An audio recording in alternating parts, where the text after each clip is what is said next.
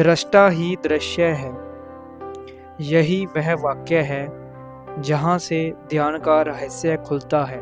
जब जे कृष्णमूर्ति ने यह कहा तो उन्होंने ध्यान के समस्त मार्ग को एक ही झटके में उजागर कर दिया।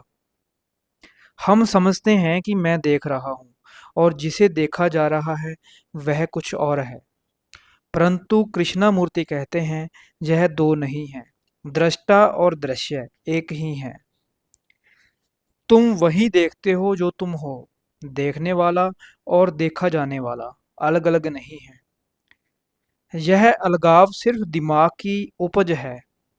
जब ध्यान पूरी तरह शुद्ध हो जाता है तो देखने वाला ही दृश्य में विलीन हो जाता है, देखने वाला देखे जाने वाले में खो जाता है। वही क्षण समाधि का होता है। जब आप कहते हैं मैं देख रहा हूँ, तो मैं और देखा जा रहा है, ये दोनों माया है। ध्यान करते करते जब साक्षी भी गिर जाता है तो बस देखना बचता है और देखने वाला दृश्य में खो जाता है। कृष्णमूर्ति ने यह बात एकदम सही कही, लेकिन उनके श्रोताओं के लिए यह खतरनाक थी, क्योंकि यह सुनना आसान है पर इसका अनुभव वही कर सकता है जो शब्दों के पार जा चुका हो। जब कोई साधक इस वाक्य को बिना अनुभव किए स्वीकार कर लेता है तो वह सत्य को बौद्धिक रूप से पकड़ने की कोशिश करता है, और बौद्धिक पकड़ हमेशा द्वार बंद कर देती है।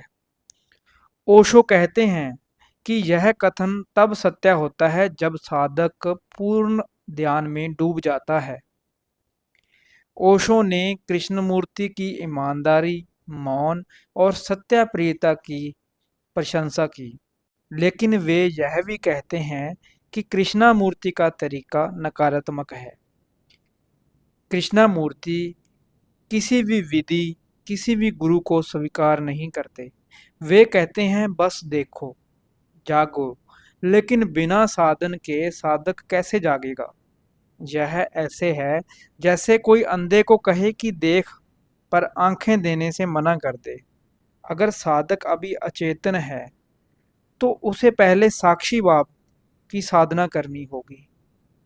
यदि सीधे ही कहा जाए कि दृष्टा और दृश्य एक है तो साधक भ्रमित हो सकता है कि कोई अभ्यास की जरूरत ही नहीं। आगे ओशो कहते हैं कि इंसान के मन की सबसे बड़ी आदत है शब्दीकरण करना। वस्तुओं का, अस्तित्व का शब्दों में रूपांतरण का यह सतत प्रवाह एक रुकावट है। ध्यान पूर्ण मन के लिए एक बाधा है। इसीलिए सबसे पहले शब्दीकरण, शब्द को गहराई से समझो। यह आज की वीडियो का इम्पोर्टेंट पॉइंट है। शब्दीकरण का अर्थ है किसी विचार, भाव, अनुभव या भावना को शब्दों का रूप देना। जब आपके भीतर कोई अनुभव या भाव होता है और आप उसे शब्दों में व्यक्त करते हैं तो वह प्रक्रिया शब्दीकरण कहलाती है। उदाहरण से समझिए, अगर आपके भीतर शांति का अनुभव है, जब तक वह सिर्फ अनुभव है, वह शब्दातीत, बियॉन्ड वर्ड्स है। लेकिन जैसे ही आप कहते हैं मुझे अद्भुत शांति का अनुभव हो रहा है, आपने अपने अनुभव को शब्दीकृत कर दिया। ओशो अक्सर कहते हैं सत्य शब्दातीत है, शब्दों में वह सिर्फ इशारे हो सकता है।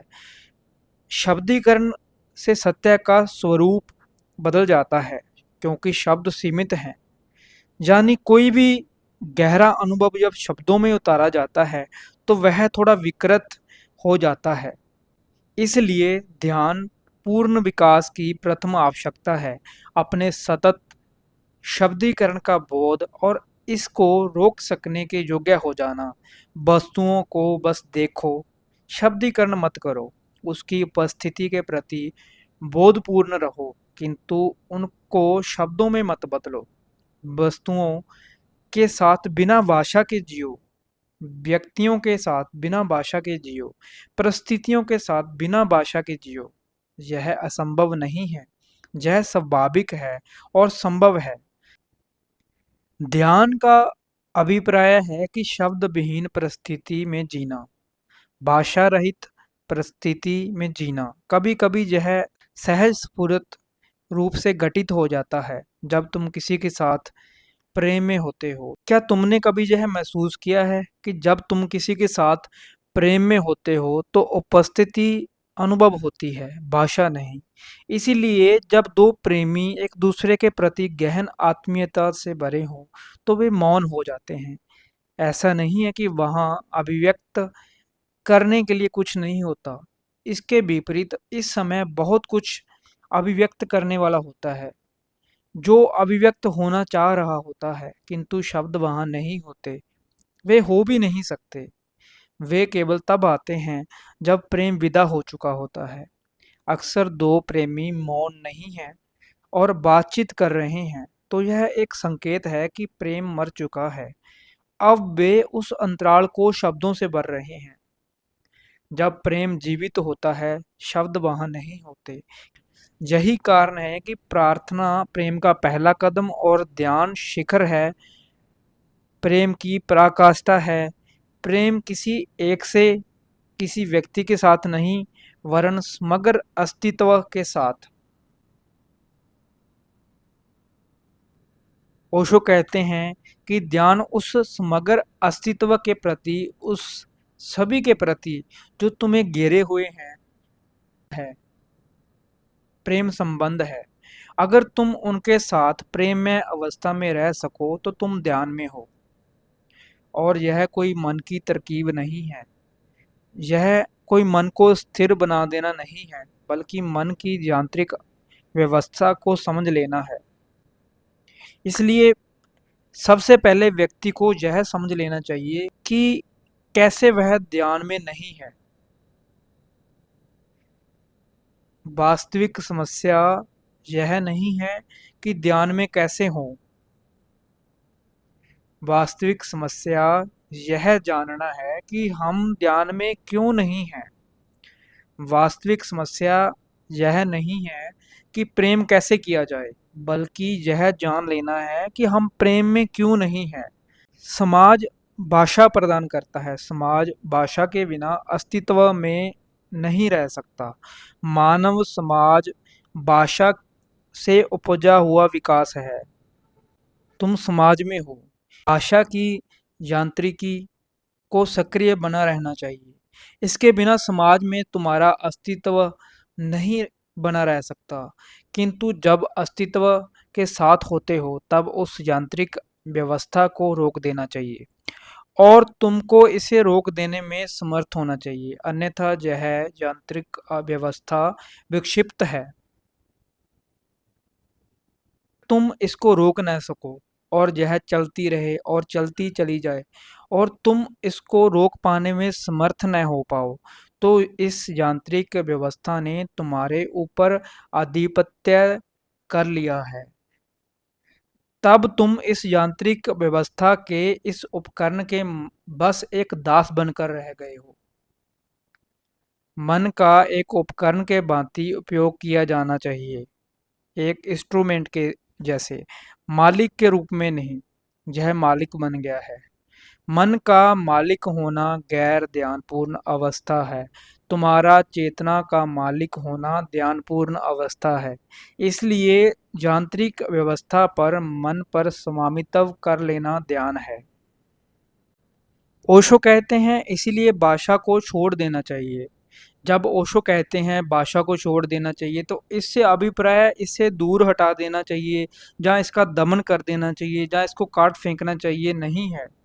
बल्कि इसका अभिप्राय है कि तुमको समझ लेना चाहिए कि एक आदत जिसकी समाज में आवश्यकता पड़ती है, जिसकी सदैव आवश्यकता नहीं होती है, वह 24 घंटे की आदत बन गई है। जब तुम चलते हो तो तुम्हें पैरों की गतिशीलता की आवश्यकता होती है, लेकिन अगर तुम बैठ गए हो तो उसको गतिशील नहीं रहना चाहिए। जिस समय तुम बैठे हुए हो, अगर उस समय भी तुम्हारे पैर गतिशील रहें तो तुम पागल हो। तुम्हें इस योग्य होना पड़ेगा कि उन्हें रोक सको। जब तुम किसी से बातचीत नहीं कर रहे हो, तो भाषा का वहाँ नहीं होना चाहिए। यह बातचीत का जंतर कम्युनिकेशन की एक विधि है। जब तुम कुछ कम्युनिकेट कर रहे हो, तो भाषा का प्रयोग किया जाना चाहिए। लेकिन जब तुम किसी के साथ कम्युनिकेट नहीं कर रहे हो, तो भाषा को वहाँ नहीं होना चाहिए। अगर तुम इसमें समर्थ हो और तुम इस समझ के माध्यम से इसमें समर्थ हो सकते हो, तब तुम ध्यान में विकसित हो सकते हो। ध्यान का अर्थ है मौन में देखना। जब तुम किसी दृश्य को शब्दों में बांधते हो, तब तक तुम सच्चाई को नहीं देख सकते, क्योंकि शब्द देखने और अनुभव के बीच एक सूक्ष्म पर्दा बन जाता है। जैसे ही शब्द रुक जाते हैं, जैसे ही मन मौन होता है, तब दृष्टा और दृश्य के बीच का भ्रम टूटने लगता है। तब जो बचता है वही ध्यान है, न कोई प्रयास, न कोई तकनीक, बस निर्मल उपस्थिति। इसलिए शुरुआत करो छोटे-छोटे कदमों से। जब तुम कोई वस्तु देखो तो उसे नाम मत दो। जब कोई भाव उठे तो गुस्सा, प्रेम, ईर्ष्या कहकर मत परिभाषित करो। बस देखो और देखो पूरी सजगता से। यही ध्यान का बीज है। हर दिन समय बढ़ाओ। ध्यान कोई ऐसा अभ्यास नहीं है कि जो एक दिन में हो जाए। यह धीरे-धीरे गहराने वाली यात्रा है। पहले हफ्ते 5 मिनट, फिर 20 मिनट, आधा घंटा और अंततः तुम 1 घंटे तक मौन में बैठ सकोगे। ध्यान का समय बढ़ाने का यह तरीका तुम्हारे भीतर ध्यान को एक सहज आदत बना देगा, वो भी बिना संघर्ष के। और मैंने एक नई सीरीज माइंडफुलनेस मेडिटेशन की ऐड की है, जिसमें हम 5 मिनट के गाइडेड मेडिटेशन से शुरू करेंगे और इसको 1 घंटे 2 घंटे तक बढ़ाने का अभ्यास करेंगे। तो ध्यान एक यात्रा है और इसे धीरे-धीरे गहराने दो। छोटे-छोटे कदम ही तुम्हें असीम गहराई तक ले जाएंगे। यहीं रुकते हैं, ध्यान में उतरें, खुद से जुड़ें, फिर अगली यात्रा में मुलाकात होगी। अपना ख्याल रखें। नमस्कार।